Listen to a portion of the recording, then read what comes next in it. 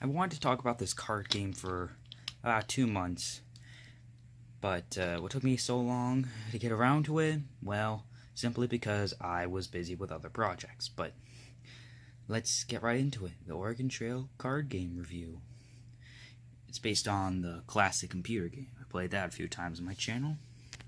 So let's open the box and see what we got. So what we got is the trail guide,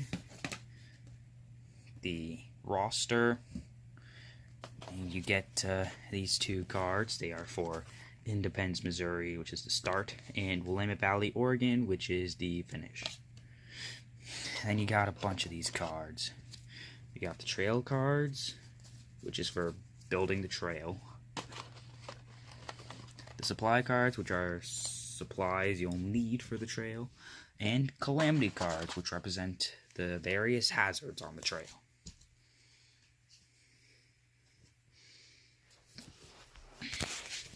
It also comes with this laminated die and this eraser. There is a marker, but the marker that came with the game ended up breaking, so I got to use these dry erase markers, and they work pretty well. We need them because of this roster. And the roster also has this gravestone side in case players die. Let's get the box out of the way. So the object is to get from Independence to Willamette Valley without everyone dying. So if at least one party member makes it, everybody wins. So we're basically working together. So what I'm doing is I'm separating the Independence and Willamette Valley cards about 3 feet apart. Pretty far. And on the roster, we would write the names of the players. Don't have to use the real names. Let's just say there's 4 players in the game. I would write Mike, Diana, Leo, and Denise.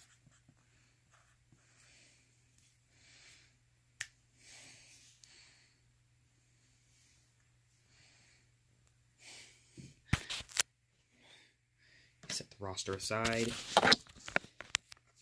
You would shuffle each of the 3 different decks of cards. And the calamity cards are the ones that aren't dealt at all, so you just set them aside as a draw deck.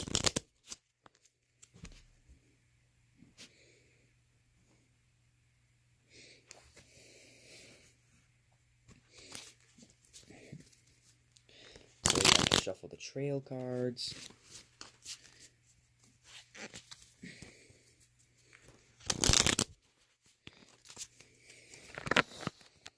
And you have 5 to each of the players. 3, 4, 5.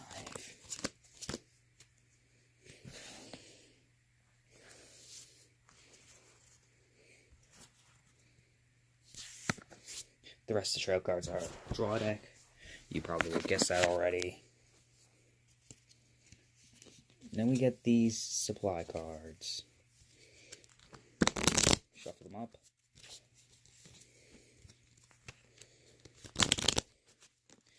And you will deal a set amount to each of the players, depending on how many are in the game. The table's showing up on screen to let you know.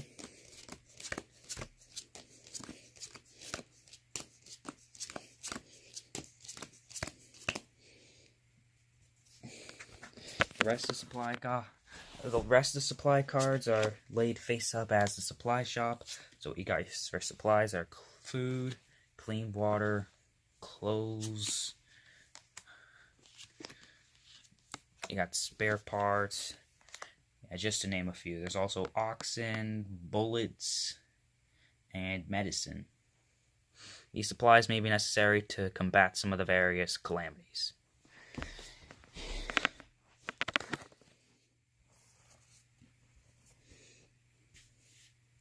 And the youngest player is chosen to run the supply shop. And whoever is the first to die will take over the shopkeeper's duties for the rest of the game.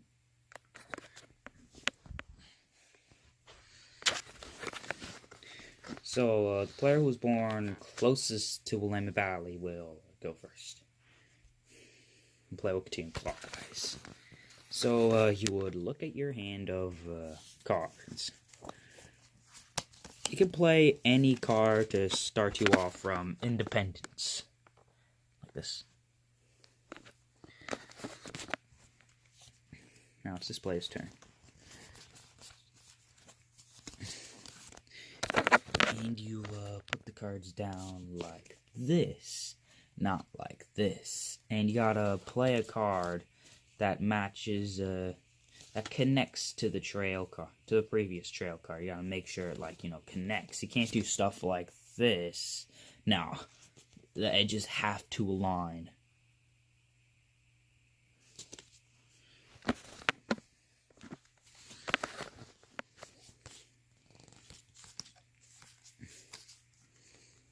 Now, I get these town cards. These are wild cards. You can put them down at any time at all. And you can use any trail card to leave the town. And same thing applies to fort cards, which do exist in the deck. Trust me, we just haven't seen them yet. Press spacebar to continue. Draw Calamity card now. So what you do, you draw Calamity card. Ooh, Starvation. That doesn't sound good. There are other various Calamity cards. Some of them have immediate consequences. Others you can take care of. But some of them you need to take care of in 1 or 2 rounds. A round begins with the player to the left of the one who drew the Calamity card.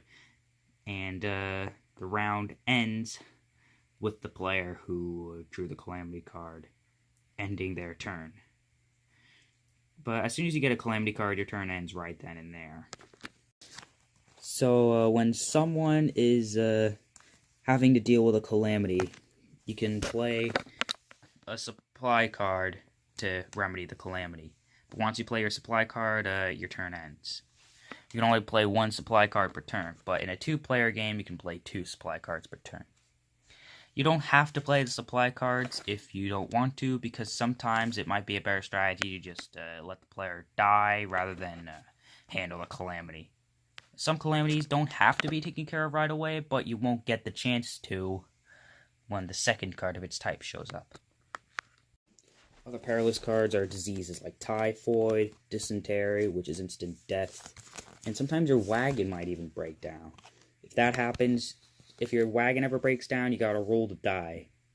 And if you get a 4, 5, or a 6, the wagon is immediately repaired.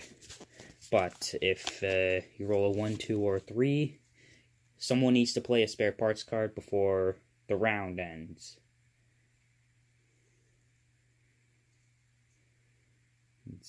Otherwise, everyone will die, and therefore the game will end. There's also stuff like bad water,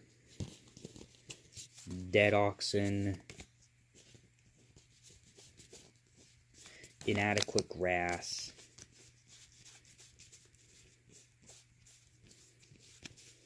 The thing that's perilous about these is that, well, if your oxen die, you'll need to. If your oxen die, someone will need to play an oxen card before the round ends. Otherwise, everyone dies and the game's over. And the inadequate grass cards, you can't really get rid of them, but they don't really have an effect until the second one shows up. In which case, you'll need to play. In which case, you'll need to play an oxen card before the round ends. The inadequate grass cards are especially powerless. And as for the bad water, you can only clear it if someone has a clean water card. And if the second bad water card comes up, that's when the effect is taken that you need to play an oxen card. Yeah, you all know how that works. I hope you understand me on this. There's also this food card. It doesn't really have an effect on the party at all, but if you have a bullets card, you can trade it in for food. And if you have no bullets, the card is immediately discarded. And then there's the thief that comes in the night. You'll have to get rid of one of your supplies, and you actually get to choose one. What kind of situation is that? when a thief is coming by. The thief is the one that decides which supplies you lose. And the broken arm. It doesn't really affect you too much, but it can be dangerous if someone has a disease. The thing that's real perilous about dead oxen or even a broken wagon is that unless the situation is taken care of, no other trail card can be played. I think the weirdest looking card is the snakebite card, and it kills you instantly. That's not what's so weird about it. The weird part is that, look at the snake! Doesn't that look pretty goofy? And if you're wondering about the trail cards, you can use either side of the card to connect the trail, but make sure it connects. And if you can connect the trail using the trail card, you have to, unless you've played a supply card that turn. And there's also these river cards. If you play one of these river cards, then you would have to roll a die in an attempt to cross the river. If you roll an even number, you're across. If you roll an odd number, some consequences are taken. And this one, if you roll any odd number, you lose a supply card. But this one, quite possibly more dangerous, because if you roll a 1, you would die by drowning. But if you roll a 3 or 5, you just simply play past to the left. What it means is, if you fail to cross the river, whether by losing a supply card, dying, or no effect, you would pass the die to the next player. And they would have to roll the die, and if they fail, die goes to them, and so on and so forth, until someone finally rolls an even number and crosses the river. So crossing a river is something you'll need to do in order to progress in the game. Losing a supply card would mean putting one of your own back into the supply shop. You can play a town card at any time, and it connects to any of the trail cards. And there are also fort cards in the trail card deck. We may get to those, but it depends. So when you place a town card down, you can either get rid of a calamity card play, or you could take a supply card from the shop. Since this player has the measles, since he played the town card, it would be a good idea for him to get rid of the measles, remove him as a threat. When you put down a fort card, you take two supply cards. So what I'm going to take are bullets and food in this example. Remember that you can only play supply cards to remedy calamities. And if you don't have a trail card that you can play when your turn comes, you're going to need to draw a new one.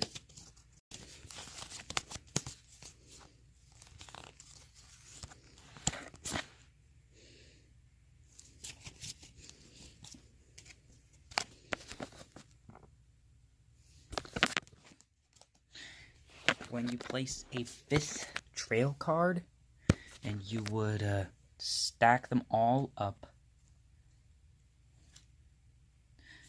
with the first card played in the stack on top. You need 10 stacks to reach Oregon. Well, for the first stack, you can put the last card on top, but that's just an option.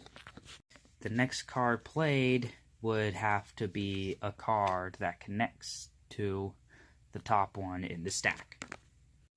If you ever happen to die on the trail, you would return all of your trail cards to the bottom of the deck, and you would, quote-unquote, will 2 of your supply cards to any of the other players. You would put the rest of the supply cards back in the supply shop. I recommend giving the oxen and spare parts to the other players, simply because they are the most essential, because you can't get anywhere without oxen or a wagon. If you were a pioneer in the 19th century taking a trip on the Oregon Trail. You would also remove your name from the roster, and you would flip it over to the graveyard side. You would write your name on one of the tombstones, and you write a short epitaph for the other players to mourn the player.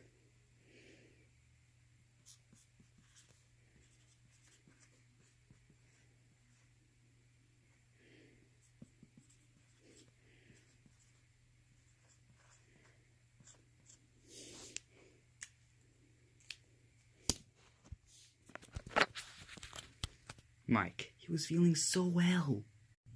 Gameplay would continue with the rest of the players, and if all of them die, the game ends. If you manage to play the 5th card in what would be the 10th stack, you have reached Willamette Valley, and everybody wins, no matter how many are left. The more likely conclusion will be that everyone in the wagon party will die. If that happens, the game is over.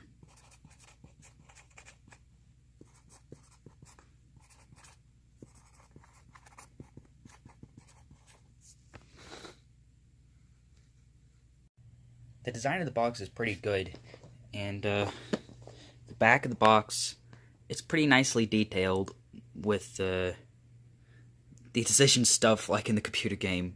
It's great. I'd also like to take time to mention the instructions, and they are pretty elaborate and they look pretty good. I can take you through the whole thing, but I don't want this video being too long. So overall, I would say, like, in terms of gameplay and how great everything looks, I would say this is a good game for people who are fans of the computer game. If you can find this at Target anywhere, because it's a Target exclusive, I suggest you check it out.